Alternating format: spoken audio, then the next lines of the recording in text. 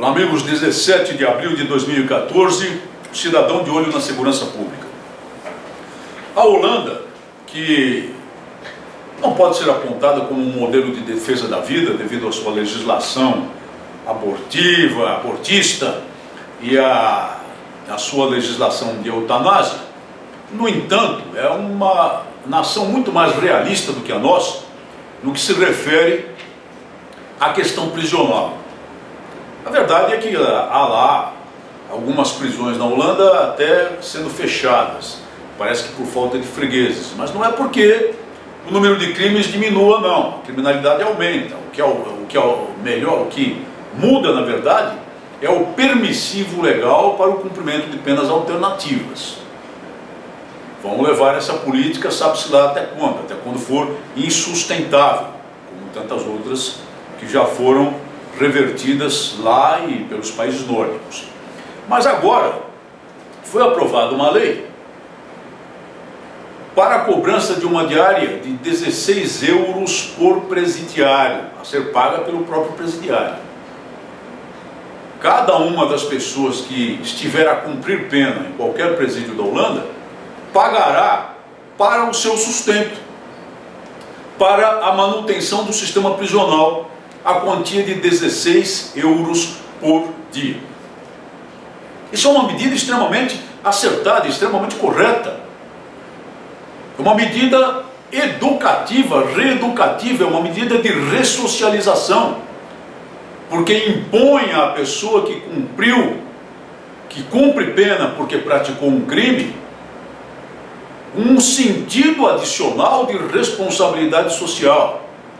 Ele perceber que ele tem de pagar por aquilo que fez, e não as pessoas de bem que estão trabalhando e criando as riquezas do país, sustentá-lo na cadeia. Ele simplesmente vai pagar 16 euros por dia. Como vai pagar? Do modo que tiver, pelo seu patrimônio, pela sua propriedade quando tiver, ou quando não, pelo trabalho. Trabalhando, ganhando um salário, trabalhando o mesmo preço e ganhando um salário, e pagando essa diária pelo seu sustento. Uma medida perfeitamente correta e justa. Quantas vezes eu disse, no meu tempo de serviço ativo da Polícia Militar, a respeito daquelas rebeliões, tantas que debelei com a minha querida tropa do 3º Batalhão de Choque, rebeliões em que os presos cuidavam logo de início de arrebentar com a enfermaria, de arrebentar com a cozinha e de destruir as próprias acomodações deles, colchões, por exemplo, também destruindo o próprio telhado dos presídios.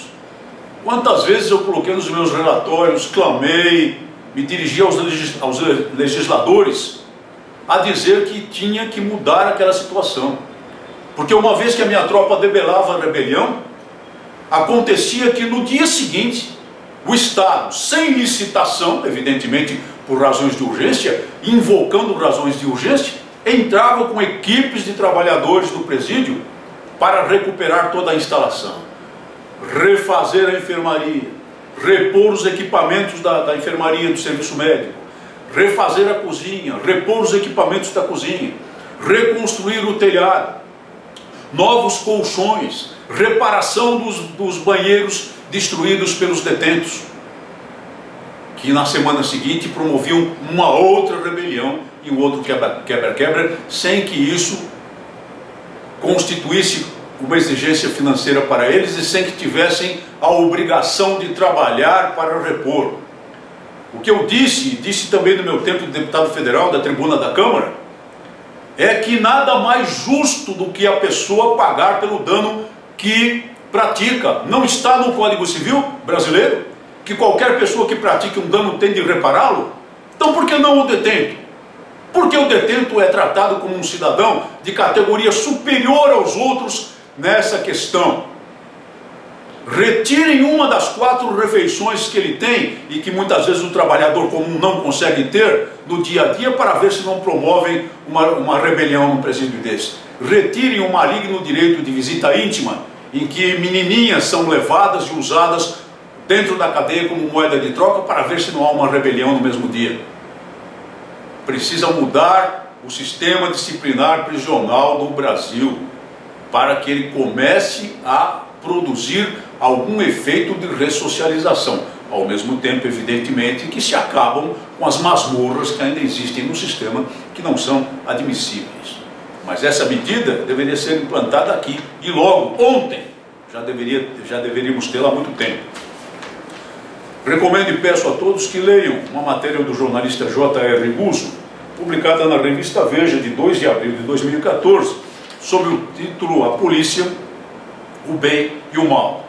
Uma matéria muito responsável, que deve provocar uma reflexão nos cidadãos brasileiros. Tem alguns pontos de preconceito até em relação à própria polícia, mas o conjunto da matéria é muito importante para uma reflexão e para que certas pessoas que atacam a polícia por atacar, pensem bem se não estão destruindo com isso um patrimônio social, um bem social. Houve um episódio aí de homicídio em que o motorista de um grande empresário, o ex-rei da soja, matou um ex-senador boliviano que era unicarne com esse empresário, o senhor Olacir de Moraes, porque, segundo ele, esse ex-senador boliviano, um tal de Andrés Femín Heredia Guzmán, estava extorquindo seu patrão, e ele tomou tomado de dores pelo patrão. Logo depois que o sujeito tomou 400 mil reais do patrão, conseguiu embarcar com ele a título de uma carona no mesmo automóvel e nas proximidades do Palácio dos Bandeirantes, sacou uma arma de fogo para matá-lo, matou-o efetivamente, mas na confusão do carro, na luta, acabou atingindo a si mesmo, feriu a si mesmo por disparo de arma de fogo, e ao tentar a fuga num carro que estranhamente passava por ali, deu uma carona para ele, todo ensanguentado, dirigido por uma senhora, acabou sendo preso em flagrante delito pela polícia militar. E aí contou essa história esquisita, história que deve ser apurada com muito cuidado para ver qual é a sujeira oculta por trás dela. Mas o que é interessante também é que esse cidadão, esse ex-senador boliviano, é um figurão, amigo de personalidades governamentais também. O jornalista Reinaldo Azevedo, em matéria de 4 de abril de 2014, na Veja, revelou que esse homem integrou a delegação empresarial levada pela senhora presidente Dilma Rousseff à Rússia em dezembro de 2012. Ele revelou isso citando matéria da Gazeta Russa.